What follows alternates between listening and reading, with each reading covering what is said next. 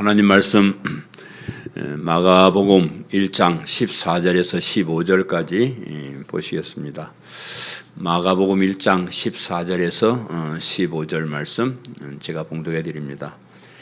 요한이 잡힌 후 예수께서 갈릴리에 오셔서 하나님의 복음을 전파하여 이르시되 때가 찼고 하나님 나라가 가까이 왔으니 회개하고 복음을 믿으라 하시더라. 아멘.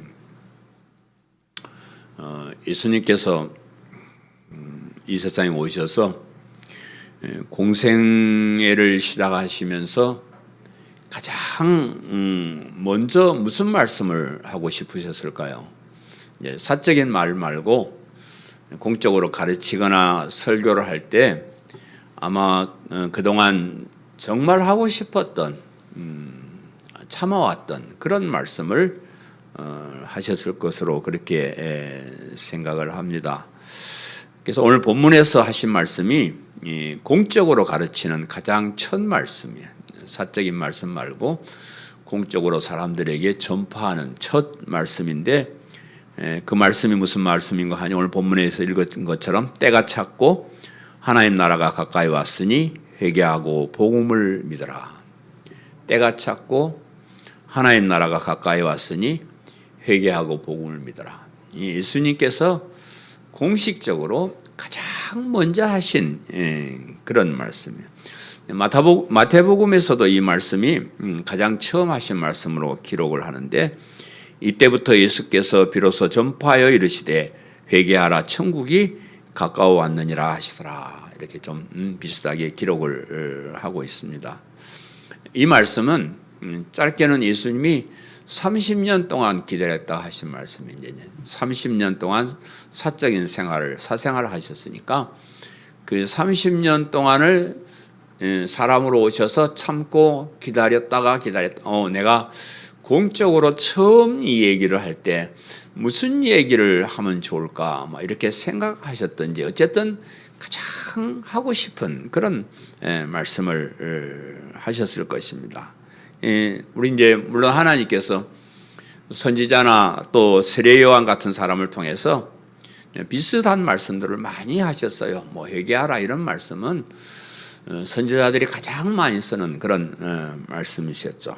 그래서 하나님께서 직접 오셔서 처음 하신 말씀이다. 직접 오셔서 그동안 참았던 말씀을 드디어 하시게 된 그런 말씀인데, 회개하고 복음을 믿으라라고 하는 말씀이 참 중요한 말씀입니다. 회개하고 복음을 믿으라 하는 말이 참 중요한 말씀이고, 하나님께서 우리에게 간절한 마음으로 하고 싶으셨던 그런 말씀입니다. 그래서 이 회개하고 복음을 믿으라 이 말씀이 오늘 설교 제목이에요. 회개하고 복음을 믿으라. 하나님께서 우리에게 가장 하고 싶었던 말씀, 우리 인생에게 가장 중요한 그런 말씀, 이 귀한 말씀으로 설교를 하게 돼서 제가 정말 기쁩니다. 이 한 주간 동안 설교 준비하면서 저도 굉장히 오늘 기다리면서 예수님께서 그렇게 하고 싶었던 그 말씀을 내가 설명할 수 있다는 것이 굉장히 영광스럽고 기쁩니다. 하나님께서 수천 년 전에 계획을 하시고 수천 년 동안 진행해 오셨던 그 일을 드디어 이제 선포를 하시게 되는 그 말씀을 오늘 우리가 살펴보게 됩니다. 여러분도 오늘 설교를 하나님께서 오랜 세월 끝에 드디어 나에게 하신 중요한 말씀으로 들으시기를 바라요. 성경은 모든 말씀이 늘 중요하긴 하죠. 다 중요한데, 그런데 오늘 말씀은 배경상으로 참 우리에게 중요한 그런 말씀이고요.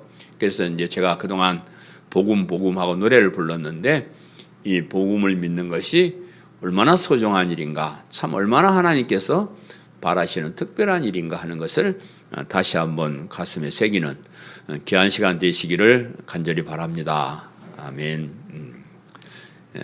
첫 번째 말씀에 요한이 잡힌 후, 그래서 요한이 잡혔다. 예수님께서 이 말씀을 언제 하셨냐 그러면 요한이 잡힌 후라 그랬어요. 오늘 14절에 예수님께서 이 말씀을 하신 때를 요한이 잡힌 후다 이렇게 말씀하시는데, 요한이 잡힌 후라고 한 것은 단순히 그 뭐 때를 얘기하는 것일 수도 있어요. 언제 이 말씀 요한이 잡히구나 그때 이 말씀을 하셨다 이렇게 이제 말씀하시는 것이기도 하지만은, 그러면서도 왜 요한하고 결부를 시켰는가? 다른 때도 많을 텐데 요한이 잡힌 때를 기점으로 말씀을 하셨는가 하는 것은 아마 여기에 또 다른 뜻이 있을 것이다 이렇게 생각을 합니다.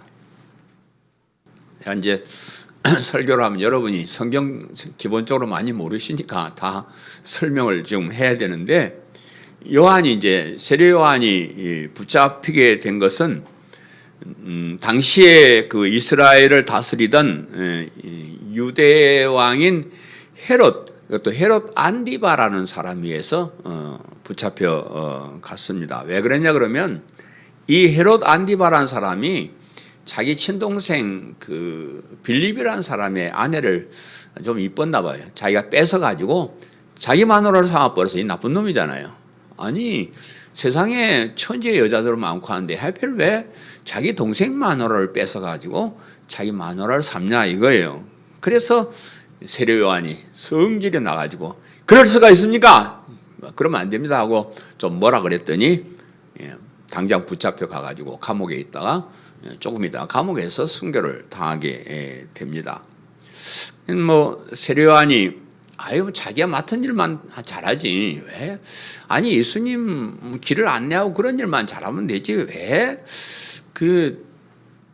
그런 쓸데없는 일을 했을까? 뭐 그거는 그냥 정치는 정치꾼들이 하기 놔두고 자기는 사명이 예수님의 길을 준비하는 사람이니까 좀 그랬으면 그 일을 했으면 되지 왜 쓸데없는 일을 했을까 이렇게 이제 생각을 하는데, 근데 이제 한편으로는 그 사람이 예수님의 길을 예비하기 위해서 회개를 선포하는 거잖아요.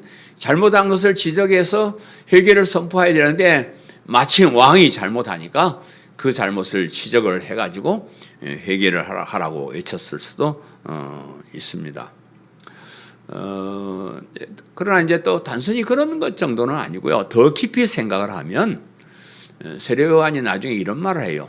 그는 흥하여야 하겠고 나는 쇠하여야 하리라 이렇게 이제 말씀을 하는데, 자신은 역사 속으로 사라져야 되고 그렇게 해서 예수님의 시대를 열어주는 그런 일을 세례 요한이 했다 이렇게 나중에 기록을 하는데, 요한이 이제 그 요단강에서 회개를 외치자 수많은 사람들이 와서 세례를 받았습니다. 그리고 요한을 따르는 제자들도 많이 생겼습니다.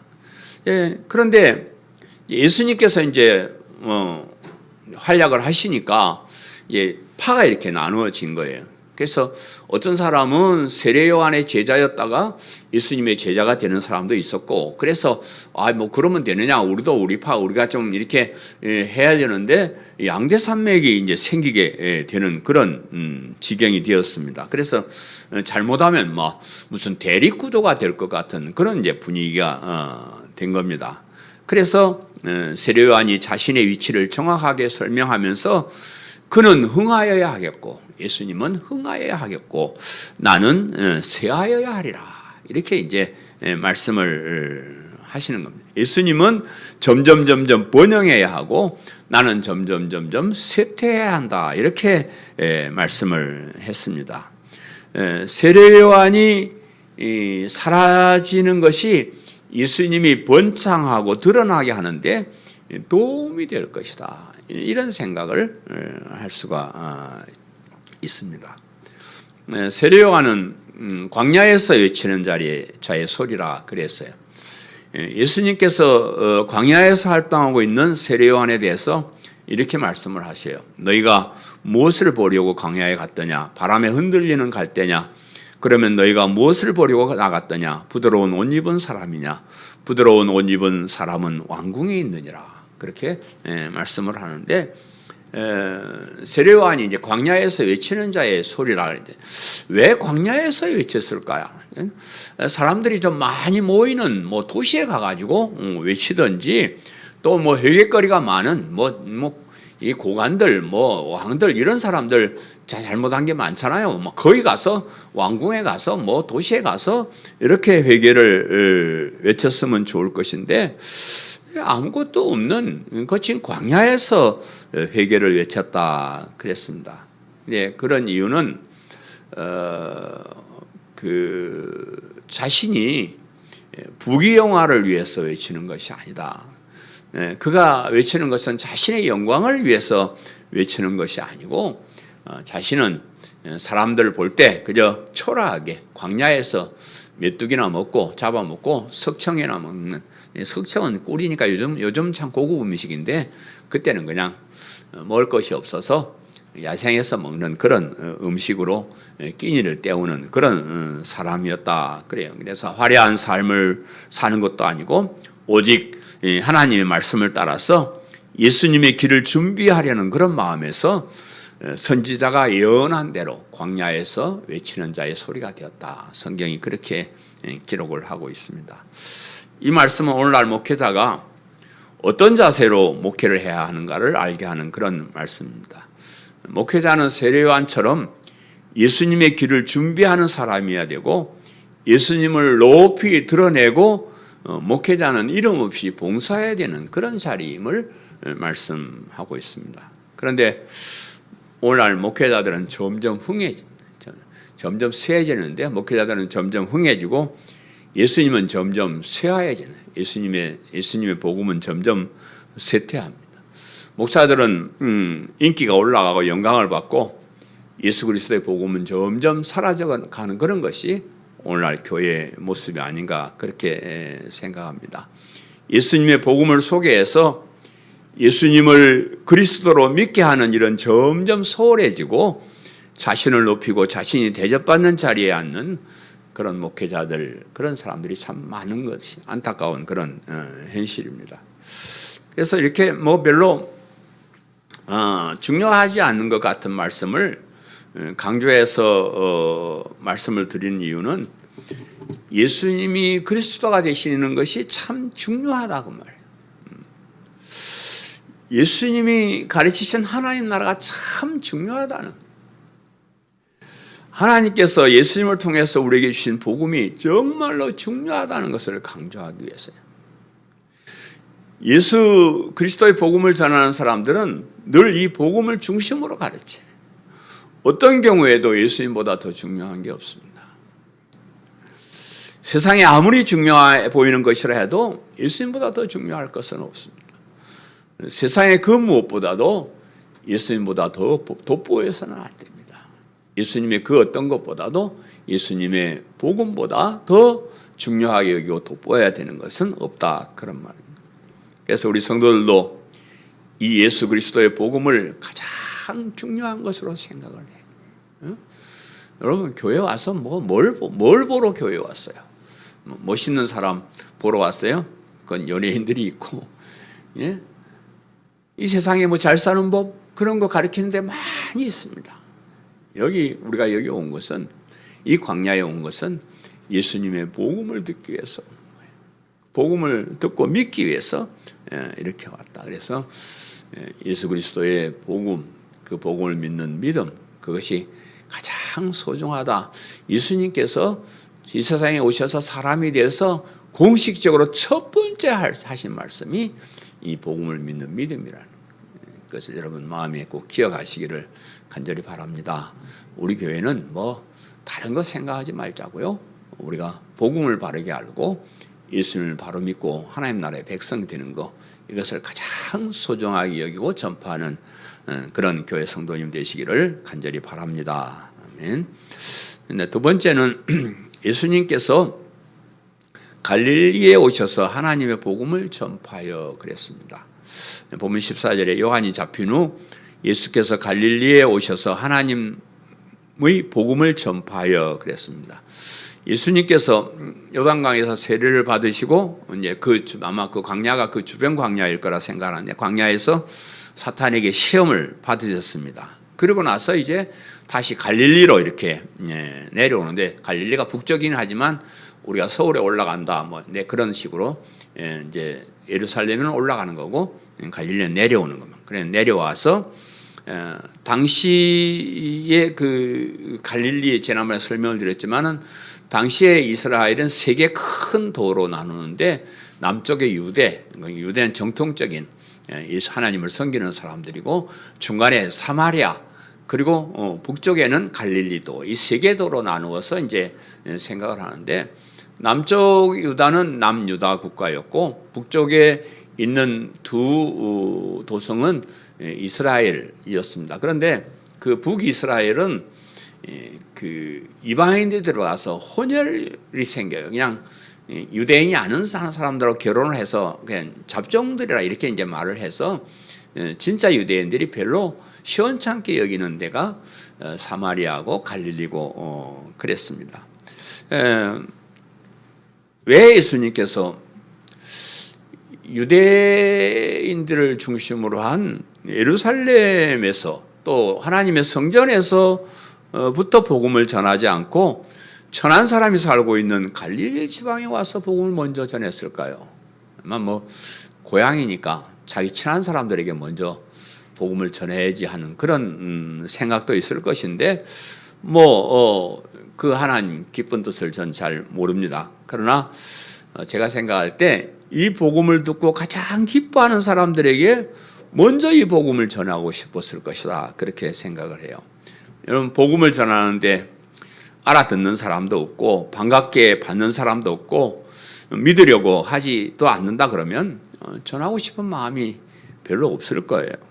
그래서 복음을 듣고 가장 기뻐하는 사람들에게 복음을 전하기 위해서 갈릴리로 그렇게 온 것으로 보여지는데요. 제가 전에는 중국에 다니면서 강의도 하고 설교도 많이 했습니다. 저기 연변 쪽에 있는 우리 조선 쪽에 가서 강의를 할 때는요, 설교라고 다니면 설교 잘 들어요. 여러분은 한 30분만 지나면 몸이 뒤뚱뒤뚱하지만 2시간씩 설교를 해달라. 2시간씩 설교 듣는 사람도 대단하지만 2시간 설교하려면 설교하는 사람이 힘들어요. 제가 설교하러 갈 때요, 우리 교회에서 설교한 거 3편, 4편을 합해가지고 와서 한 번은 2시간 설교를 하니까 한 번 더 해달래요. 이 설교가 아무데나 나와요. 준비를 해야지. 참 그런데 그러다가 우리 이제 남쪽에 가서 남경 쪽에 가서 이제 그 한족들 진짜 중국 사람들 그 목사님들 모아놓고 강의를 했는데요. 열심히 들어요. 교실에 의자가요, 낚시 의자 아시죠? 이렇게 접는 거.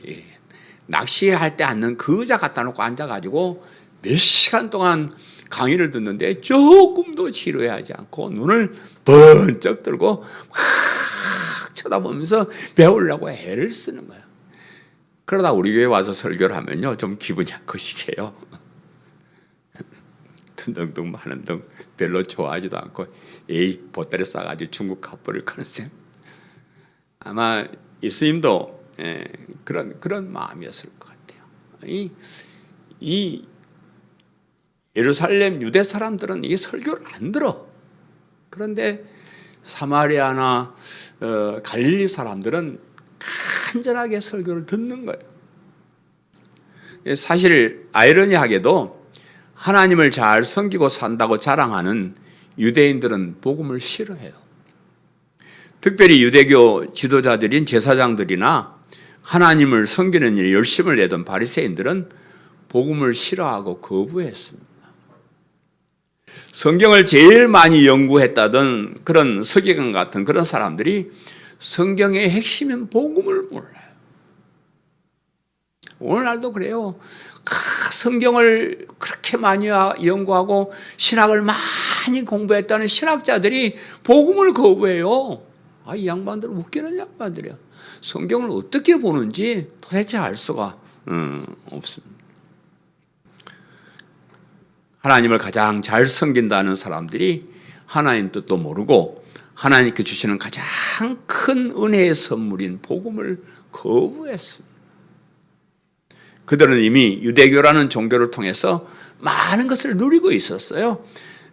그 세상적인 기득권을 놓치기 싫어서 복음을 거부하는 거예요. 거기 성전에서 뭐 성전 지키는 사람이나 뭐 제사를 드린 제사장이나 이런 많은 사람들이 그걸 통해서 먹고 살고 있는데 예수님이 오셔가지고 그거 쓸데없는 짓이다 그렇게 하진 않고 그렇게 하면 안 되고 하나님은 예수님을 이렇게 하니까 그냥 밥줄이 끊어지는 거예요. 그동안 잘 먹고 잘 살았는데 엉뚱한 사람이 나타나가지고 무슨 복음을 얘기하고 그래가지고 그동안 누렸던 기득권을 다 놓치게 생겼습니다. 그래서 자기들 먹고 살 것 때문에 그렇게 하나님을 잘 섬긴다고 그렇게 성경을 연구하고 그렇게 똑바로 산다고 큰 소리 치던 사람이 정말로 하나님의 뜻인 복음을 거부하는 거예요.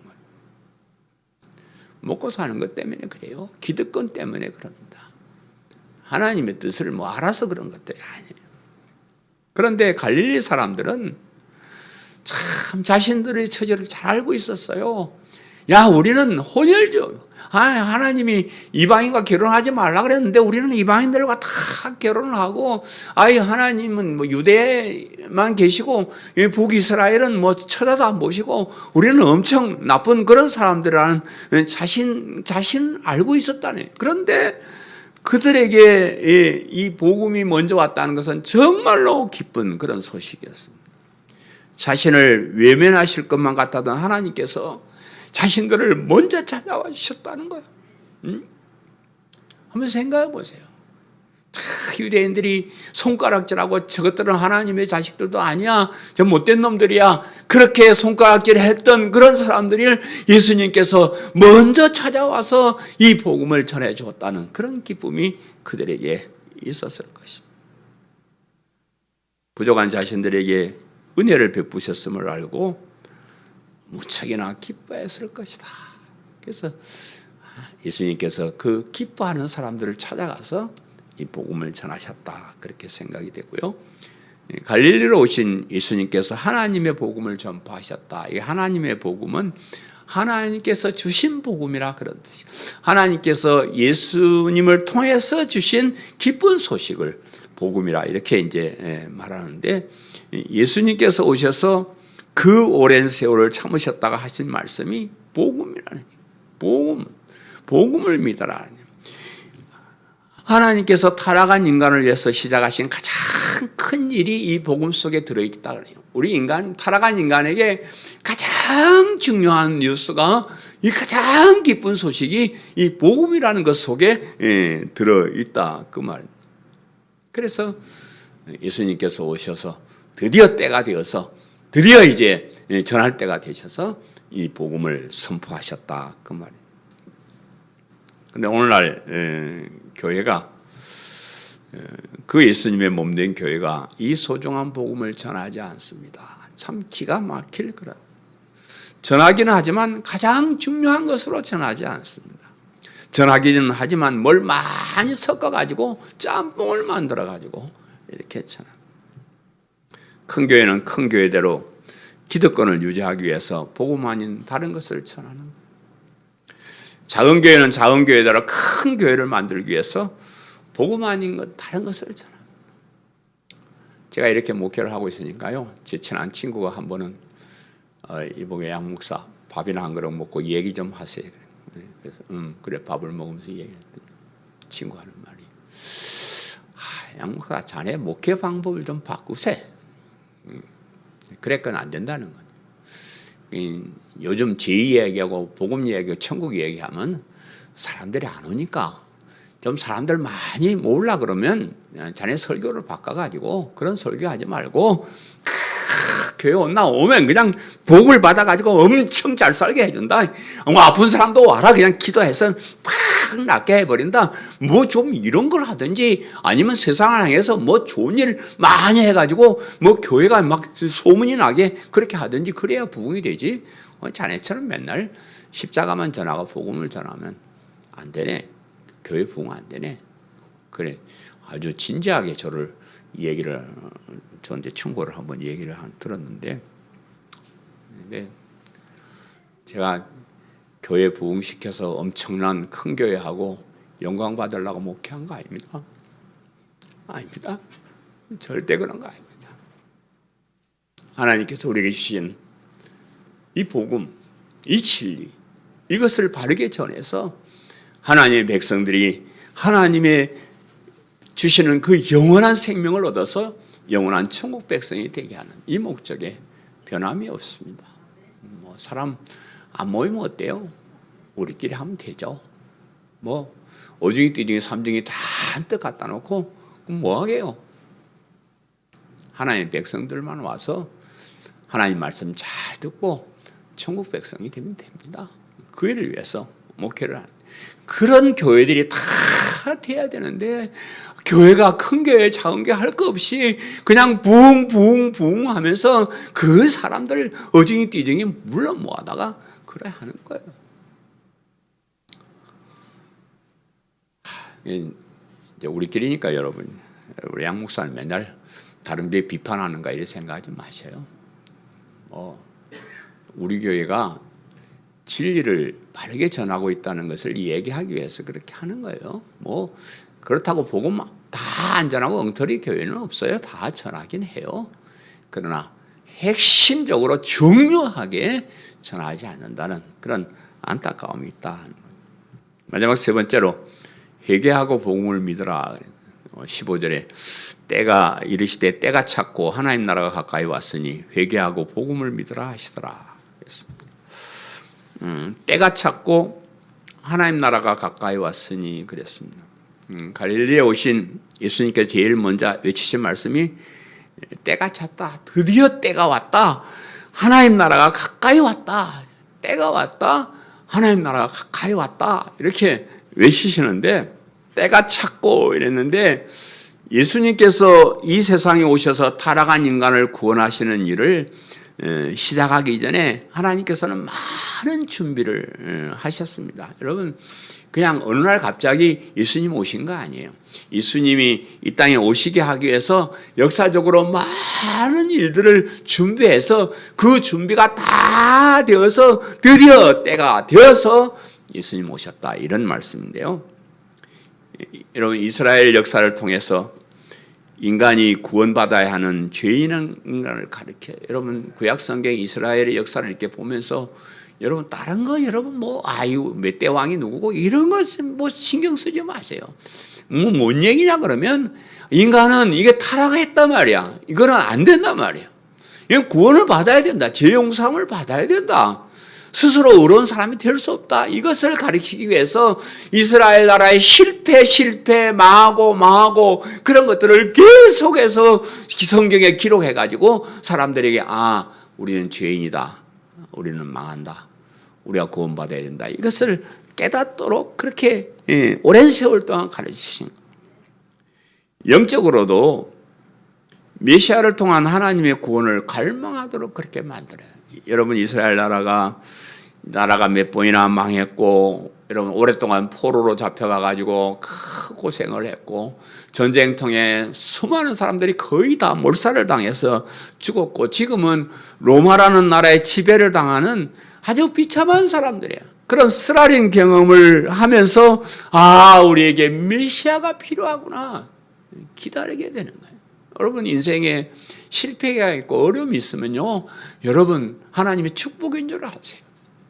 그런 걸 통해서 메시아를 우리가 대망하고 그리스도를 믿는 것이 중요하고 그렇게 생각하고 사는 거예요. 여러분 정말 이 세상이 편안하고 잘 먹고 잘 살고 그래 보세요. 무슨 구원이 필요한가? 그냥 그래 사는 거예요. 역사적으로도 많이 준비를 하셨는데 예수님이 오시기 직전에 여러분이 잘 아는 알렉산더 대왕을 통해서 헬라라는 나라를 세우면서 헬라가 문화적으로 언어적으로 통일을 해요. 그래서 요즘 우리가 영어가 세계 언어처럼 그 당시에는 헬라어가 성경을 기록한 헬라어가 세계적인 공통어가 되게 해요. 그래서 하나님께서 그렇게 만들어 놓으셨고요. 또 로마라는 나라를 통해서 정치적으로 전 세계를 거의 통일해요. 뭐 중요 국가 옛날에 그때 중요 국가인가 통일해서 그때는 뭐 요즘처럼 뭐 비자 그런 거 없어요. 그냥 무조건 그렇게 어느 나라든지 갈 수 있도록 그렇게 만들어 놨습니다. 그래서 예수님이 오셔서 복음을 전하는데 뭐 언어가 안 통하고 또 뭐 다른 나라에 가기가 쉽지 않고 그러면 얼마나 어렵겠어요. 그런데 그런 것들을 다 장벽을 허물어 가지고 준비를 다 해놓으신 다음에 그때 메시아가 오신 거예요. 역사적으로 봐도 그렇습니다. 세상의 모든 일은 그냥 우연히 일어나는 것이 아니라 여러분 우리가 살아가고 이렇게 태어나고 살아가고 예수님 믿고 하는 이런 모든 일들이 우연히 되는 게 하나도 없습니다. 다 하나님께서 계획하신 것이고 하나님이 계획하신 그 일에는 뭐든지 정하신 때가 있다는 거예요. 우리가 태어날 때가 있고 죽을 때가 있고 이 땅에서 뭐 여러 가지 모든 일에도 하나님께서 때를 정해놓고 그렇게 운행하시는 것인데 예수님께서 이 세상에 오신 것도 어느 날 갑자기 그냥 우연히 오신 것이 아니고 때를 정해놓고 그 때가 되어서 그 때에 그 중요한 시점에 이 세상에 오셨다. 이제 그런 하나님 나라가 가까이 왔으니 그랬습니다. 여러분 이제 하나님 나라 이 말을 여러분 잘 기억을 해야 돼요. 이것을 어떻게 해석하느냐에 따라서 여러분의 믿음도 많이 달라지고 그래요. 여러분 하나님 나라, 그 다음에 하늘 나라, 그 다음에 천국 같은 말이에요. 하나님 나라라고 할 때는 이제 우리 이방인들은 하나님 나라라 이렇게 하는데 유대인들은 하나님이란 말을 잘 안 씁니다. 하나님이라는 말을 쓰는 것을 불경스럽게 생각을 해요. 그래서 하나님이란 말이 나오면 하늘이란 말로 대체를 해요. 그래서 유대인들이 하늘나라 그러면 이방인들은 하나님 나라 같은 뜻이에요. 그것을 한문으로 풀었으면 천국이 되는 거예요. 하늘나라가 천국. 그래서 하나님 나라, 하늘나라, 천국 같은 그런 용어로 쓰입니다. 이 하나님 나라가 이 땅에서 이루어지는 하나님 나라를 강조하는가, 영원한 천국에서 이루어지는 하나님 나라를 강조하는 것에 따라서 많은 차이가 있습니다. 오늘날 교회의 차이들이 그런 차이예요. 이 하나님 나라의 문자적인 뜻은 하나님의 지배, 하나님의 주권 그런 뜻입니다. 하나님께서 이스라엘의 왕으로 이스라엘 다스리고 만왕의 왕으로 전 세계를 통치하는 것을 하나님의 주권, 하나님의 통치, 하나님 나라 이렇게 쓰는 것인데 하나님께서는 창세 전부터 이미 온 세상을 다스리시는 만왕의 왕이셨어요. 그렇죠? 뭐 작게는 참새 한 마리가 죽는 것에서부터 이 세상 모든 나라가 생기고 망하고 왕이 정해지고 하는 이 모든 일들까지 다 하나님께서 이미 다 주관하고 계시는 것이 우리 이 세상이에요. 예수님께서 오심으로 그 하나님의 통치가 시작된 것이 아니라 그 말이에요. 여러분 잘 생각을 해보세요. 하나님의 그 통치가 예수님 오시기 전에 이미 그 통치가 이루어졌고 창세 전부터 하나님께서 다스리고 모든 일들을 하나님께 다 주관하시고 이미 하나님이 다스리는 나라예요. 그런데 예수님께서 하나님 나라가 가까이 왔다 이렇게 말씀하시는 것은 예수님이 지금 말씀하시는 하나님 나라는 하나님의 주권적인 통치, 다스림 그런 뜻이 아니라는 겁니다. 예수님께서 이 세상에 오심으로 다시 시작되는 하나님 나라는 새로운 나라예요. 새로운 나라. 지금까지는 타락한 인간들이 하나님께 지은 죄로 인해서 형벌을 받고 땀 흘려서 일해서 먹고 살다가 늙고 병들어 죽어가고 영원한 지옥으로 행해가고 있는 그런 세상이라 그러면 이제는 그런 나라가 아니라 그 죄를 용서받고 하나님의 자녀가 되어서 영원한 생명을 얻어서 영원한 천국에서의 삶이 시작되는 새로운 하나님 나라를 얘기하는 거예요. 이해하시겠죠? 그러니까 하나님 나라라 해가지고 하나님이 다스리는 하나님 통치의 그런 나라를 하나님 나라로 얘기하면 안 된다. 많은 사람들이 하나님 나라를 이 세상에서 이루어지는 하나님 나라라고 생각을 합니다. 이 세상에서 하나님 말씀을 따라서 바른 삶을 살고 서로 사랑하면서 살아가는 복된 삶을 하나님 나라다. 이제 이렇게 얘기를 해요. 물론 우리가 예수님 믿는 우리 하나님 자녀 이 땅에서 잘 살아야 돼요. 바르게 살아야 되고요. 좋은 일 하면서 보람되게 살아야 되는 거 그거 당연한 그런 얘기인데, 그러나 그런 하나님의 통치 아래서 살면서 세상 사람들과 다르게 좋은 일 하면서 바르게 산다고 해서 그것이 지금 예수님이 말씀하시는 하나님 나라는 아니다 그 말이에요. 이해하시겠죠? 이해 안 되면 자꾸 설명해야 되는데, 그죠? 예수님께서 선포하시는 하나님 나라는 하나님이 다스리는 그런 보편적인 말씀이 아니다. 하나님 나라는 이 세상이 끝나고 새로운 하늘과 새로운 땅에서 시작되는 영원하고 완전한 하나님 나라 천국을 말하는, 거기는 하나님의 은혜로운 통치가 계속되기 때문에 이 세상처럼 슬픔과 고통이 없습니다. 늙거나 병들거나 죽거나 서로 이별하거나 그런 것이 없습니다. 그 나라를 만드시고 그 나라에서 우리가 살게 하기 위해서 예수님께서 오셨고, 그 하나님 나라가 지금 시작이 되었다 그 말. 지금 이제 새롭게 시작이 되었다. 그래서 이제 그 하나님 나라라고 할 때, 하나님 나라는 이미 예수님이 오심으로 이미 시작이 되었지만은 그러나 아직 완성되지 않는 나라다. 이미와 아직의 그 사이에 있는 하나님 나라를 말하는 것입니다. 그래서 그 완성은 언제 완성되냐 그러면 이 세상이 끝날 때, 지구가 멸망할 때, 새로운 영원한 하나님 나라가 시작될 때, 그때 이제 새롭게 시작이 되는 겁니다. 우리는 이 말세의 마지막 시대를 살고 있습니다. 그 하나님 나라가 시작돼서 완성되어가는 그 시기를 말세라 그렇게 말하는데, 그 말세의 마지막 시대를 우리가 살아가고 있는데, 정말로 예수님께서 말씀하신 그 하나님 나라가 가까이 왔다 이렇게 느껴져요. 모든 세상에 돌아가는 것이나 모든 것을 볼 때 예수님께서 말씀하신 새 하늘과 새 땅, 그 하나님 나라가 정말로 가까이 왔다. 이제 우리는 이렇게 느껴지는 거예요. 준비 시기가 끝이 나가고 곧 완성될 하나님 나라가 시작될 것이다. 그래서 지금 우리는 그 하나님 나라에 들어가기 위해 총력을 다해야 될 것이다. 총력을 다해야 될 것이다. 회개하고 복음을 믿어라 그랬는데, 회개하고 그랬습니다. 이 회개라는 말은 믿음 앞에 항상 들어가요. 믿음 앞에는 항상 회개라는 말이 등장을 하는데, 회개하지 않고는 믿음을 가질 수가 없기 때문에 그렇습니다. 자신이 죄임을 인정하고 그 죄를 회개하는 마음이 있을 때 예수님을 믿는 바른 믿음을 가질 수가 있기 때문에 그렇습니다. 회개라는 말은 우리가 살아온 삶을 뒤돌아보면서 잘못된 것에 대해서 뉘우치고 바른 삶을 살려고 다짐하는 것을 말해요. 그래서 하나님의 말씀에 따라 선하게 살지 않고 사탄의 유혹을 따라 악하게 산 것을 새롭게 고치는 거예요. 우리가 그 회개, 무엇을 회개할까 하는 것은 그 중심은 시대마다 다릅니다. 그 시대에 살면서 가장 잘못된 것이 무엇인가를 살피고 고쳐야 되는 거예요. 개인적인 잘못도 우리가 고치겠지만 시대상으로 모든 인간들이 하나님에 대해서 무슨 잘못을 하고 있는가 하는 것을 알고 고치는 것이 회개인데, 세례 요한이 회개를 외쳤죠. 회개하라. 회개하라. 이때 사람들이, 무리들이 와가지고 그러면 우리가 뭘 해야 될까요? 그렇게 물어봐요.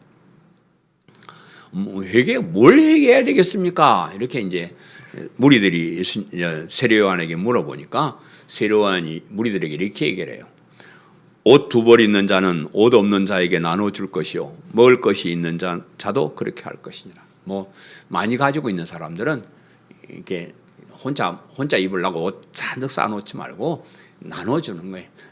2벌까지도 필요 없고 1벌만 입고 그냥 다 나눠주고, 먹을 것도 그냥 오늘 먹을 거 있으면 그냥 쌓아놓지 말고 사람들에게 나눠줘라. 그렇게, 그것이 회개다. 이렇게 얘기를 하고요. 또 세리들이 와가지고 그럼 우리는 무엇을 해야 될까요? 이렇게 물으니까 세리들에게는 부과된 세금 외에 거두지 말라 그래요.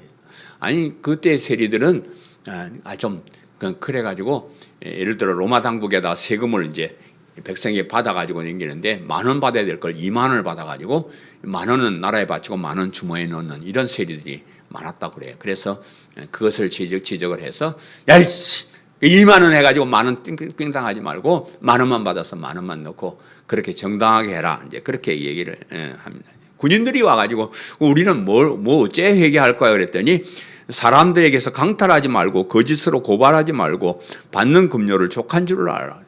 얘는 군인들이 요즘으로 참 월급이 좀 박했던 모양. 그래서 민간에 가가지고 뭘 강탈을 해가지고 뺏어 먹고 또 잘못하면 잘못했다 고발을 해가지고 또 얻어먹고 막 그랬던 것 같아요. 그래서 그렇게 하지 말고 월급 작으면 작은 대로 감사하게 생각하고 족한 줄 알고 살아라. 그렇게 이제 얘기를 하는데 이 말씀은 하나님 나라의 백성들이 해야 할 마땅한 일을 하지 않음을 지적하는 거예요. 하나님의 백성들이 하나님께서 정해진 대로 하나님 사랑하고 이웃 사랑하고 살아야 되는데 이웃 것을 이렇게 막 뺏어 먹고 이런 나눠주지도 않고 자기 혼자 쌓아놓고 이런 거 하지 마라. 이렇게 이제 원칙을 말하는 것인데 그러나 사실은 그렇게 살지 못하면서 그렇게 사는 척했던 그들의 위선을 지적하는 거예요. 유대인들은요 정말 자부심을 가지고 있어요. 우리는 하나님 말씀 제대로 다 지키고 산다. 철두철미하게 지키고 산다. 우리는 대단한 사람이다. 이렇게 얘기를 하는데 그 헛소리 하지 말라는 거예요. 그렇게 사는 게 아니고 그렇게 사는 척할 뿐이요. 왜냐? 타락한 인간은 전적으로 그렇게 살 수가 없습니다. 아유, 어떻게 그렇게 살아요? 그 위선을 지적하는 것이고 또 타락한 인간은 스스로의 노력으로 의로운 사람이 될 수 없다는 것을 지적하는 거예요. 예수님의 가르침들이 그렇게 살아라는 말씀도 되지만은 대부분 예수님께서 하시는 그런 교훈들은 그렇게 살지 못하면서 사는 척하는 위선을 지적하는 것이고 또 그렇게 살아서 정말로 하나님께 의로운 사람으로 인정받을 수 있는 사람은 한 사람도 없다 그런 말. 그걸 지적하는 그런. 오늘날 있어서 회개는 무엇일까요? 여러분 우리가 조금씩 늘 좀 회개를 하고 살아야 돼요. 그냥 아무렇게나 늘 살면 똑같아져. 내가 살아온 자신을 한 번씩 반성을 하는 거예요. 오늘은 내가 무엇을 했을까? 무엇을 잘못했지? 내일은 이런 잘못이 반복되지 않도록 내가 노력해야 되겠다. 이런 것들이 회개의 삶을 사는 겁니다. 오늘날 우리 한국교회 예수님께서 너희들 회개하라 이렇게 하신다 그러면 무엇을 회개해야 될까 하는 것을 제가 생각을 해봤는데요. 제가 생각은 마땅히 교회가 전해야 할 그리스도의 복음을 전하지 않고 변질된 복음을 전하는 것을 회개해야 된다. 가장 하나님 앞에 악한 것이 도덕적으로 바르게 살고 못 살고 또 텔레비 보니까 목사가 나쁜 짓 하고 그래서 하던데 그런 거 회개 그것도 중요하지만 가장 중요한 것은 교회에 있어야 할 가장 핵심적인 복음을 전하지 않는 이 죄를 회개해야 돼요. 지금 코로나19가 지금 몇 년째 지금 앞으로 언제 끝날지 모르고 여러분 인간들이 야합해가지고 바벨탑을 쌓을 때 하나님께서 어떻게 하신 줄 알아요? 백성들을 흩어버렸어요. 언어를 섞어버렸어요. 같이 모여가지고 하나님께 대항하지 못하는. 이놈 인간들이 자꾸 모이기만 하면 세상 쾌락 이야기하고 나쁜 짓 이야기하고 복음을 이야기하지 않고 복음과 반대되는 얘기를 하니까 이게 우리를 못 만나게 만들어버려요. 목사가 하도 헛소리를 하니까 목사 입에다 마스크를 씌워버려요. 성도들이 하도 쓰잘데없는 기도를 하니까 기도하는 그 입에다가 마스크를 씌워. 하도 엉터리로 하나님을 찬양하니까 찬양한 입에다가 마스크를 씌워. 교회 문을 닫아버립니다. 회개해야 됩니다. 정말 오늘 한국교회가 회개해야 됩니다. 우리 지금 코로나 어쩌면 누구 핑계 댈 거 없어요. 교회 목사들이 교회 성도들이 금식을 선포하고 회개를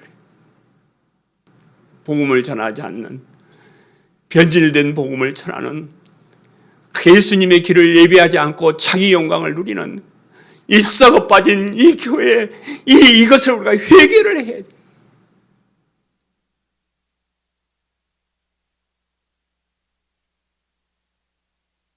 예수님께서 그렇게 오랫동안 참으셨던 말씀인 하나님 나라, 영원한 천국 복음을 선포하셨는데 그것을 전하지 않는 죄를 회개해야 됩니다. 오늘날 교회는요, 거꾸로 해요. 옛날 교회 우리 성도들은 그래도 천국 가려고 교회 왔습니다. 왜 교회 가냐면 예수님 믿고 죄 용서받고 천국 가려고 교회 왔습니다. 그래서 많은 사람들이 영원한 천국에 가기 위해서 교회로 왔는데 이 교회 엉터리 목사가 잠깐 좀 기다려봐. 천국은 있을지도 모르고 가봐야 알고 그러니까 그거보다 먼저 이 세상에서 잘 먹고 잘 사는 걸 내가 가르쳐 줄게. 예? 그것을 복음이라고 얘기한 것이 여의도 암흑의 그 목사요. 예?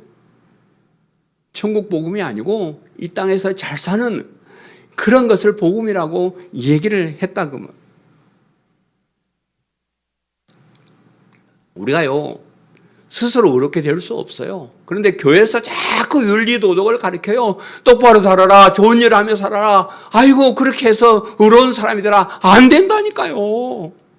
그거 안 되는 거예요. 그 수천 년 동안 이스라엘이 실패했던 것들이에요. 아무리 노력해도 한 사람도 스스로 노력해서 의로운 사람이 될 수 없다는 것을 그렇게 지적을 했는데 교회가 다시 그 율법을 얘기하고 똑바로 살아라 얘기하고 이 땅에서 잘 살아라고 그렇게 얘기하는 이 썩어 빠진 것을 회개해야 된다고.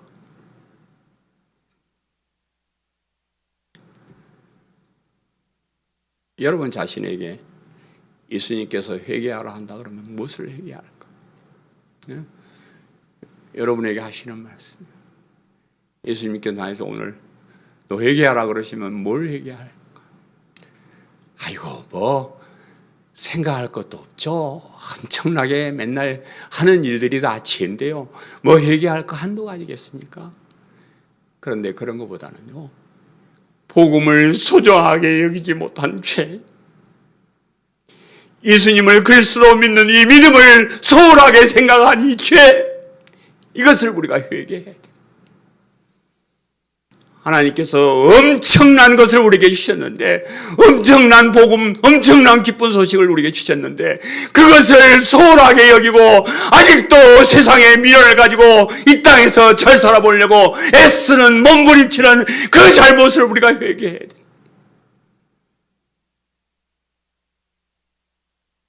다 망해버립시다. 다 망해. 이 땅의 것을 다 망하고라도 영원한 천국을 차지하는 것이 엄청난 일. 짧은 세월 잘 살아도 너무 몸부림치지 마. 그렇다고 아무렇게나 살아라는 얘기야. 열심히 노력하고 그렇게 사세요. 그렇지만 우리가 예수님을 그리스도로 믿고 천국 가는 이거보다 더 중요하게 여겼던 그 모든 것들을 우리가 회개해. 절대적으로 우리가 하나님 중심, 예수 그리스도의 중심, 성경 중심, 교회 중심, 이런 말씀을 가지고 그렇게 살지 못한 죄를 우리가 회개해야 될 것이다. 복음을 믿어라 그랬는데 새롭게 시작되는 하나님 나라에 들어가기 위해서는 가장 필요한 것이 믿음이에요. 믿음이 필요한 정도가 아니고 오직 믿음이요. 오직 믿음이요. 이 길밖에 없어요. 믿는 길 외에는 우리가 하나님 나라에 들어갈 수 있는 방법이 절대로 없습니다. 여러분이 수천억을 헌금을 하고 아직 고아원을 수백 개를 짓고 그렇게 해서 되는 게 아니라는 거예요. 오직 예수님을 그리스도로 믿는 이 믿음을 우리가 가져요. 반대로 믿음만 있으면요, 누구든지 그가 어떤 삶을 살았든지 세상 사람들에게 나쁜 사람으로 손가락질을 받든지 말든지 하나님 나라에 들어갈 자격을 얻습니다. 저는 참 사람 착한 거 가지고 제가 목회를 좀 해보려고 그랬어요. 그래서 착한 척 많이 하고 살았습니다. 근데요, 착하지 않아요. 착하지 않습니다. 그럼에도 불구하고 하나님이 우리를 하나님의 자녀로 인정해 주시는 것은 믿음을 가졌기 때문에, 예수님을 그리스도로 믿는 믿음을 가졌기 때문에 우리가 지저분하게 살고 잘못 살고 남에게 욕을 먹고 손가락질을 해도요, 우리에게 믿음이 있어. 믿음이 있어. 믿음이 있으면 의로운 사람이요, 누가 뭐라 하든지 나는 의로운 사람이요, 하나님께서 인정해주는 의로운 사람이요. 사람들이 뭐 평가 그거 별거 아니에요. 별거 아닙니다. 평가하는 사람도 스스로 변하는데 그 무슨 소용이 있어요. 하나님이 나를 의로운 사람인가 의로운 사람이 아닌가 평가하는 기준은 오직 예수님을 그리스도로 믿는가 아닌가 거기에 달려있다는 거예요. 그 믿음은 복음을 믿는 믿음이어야 하고요, 영원한 하나님 나라인 천국이 있다는 것을 믿는 믿음. 그 하나님 나라에 들어가는 건 예수님이 나를 대신 죽어주신 그리스도임을 믿는 믿음. 그 천국 소망을 가지고 이 땅에서 불이익을 당한다 하더라도 영원한 천국을 향해서 뚜벅뚜벅 걸어가는 것이, 그것이 믿음입니다. 이런 믿음의 소유자들이 다 되시기를 간절히 바랍니다. 아멘. 사랑하는 성도 여러분, 예수님께서 이 세상에 오셔서 가장 먼저 외치신 말씀이 때가 찼고 하나님 나라가 가까이 왔으니 회개하고 복음을 믿으라, 이 말씀. 회개하고 복음을 믿는 것이 새롭게 시작될 영원한 하나님 나라에 들어가는 유일한 길이기 때문에 그렇습니다. 가장 소중한 믿음, 이 위대한 믿음을 바로 알고 진실하게 고백함으로써 영원한 천국 백성들이 다 되시기를 간절히 바랍니다. 아멘.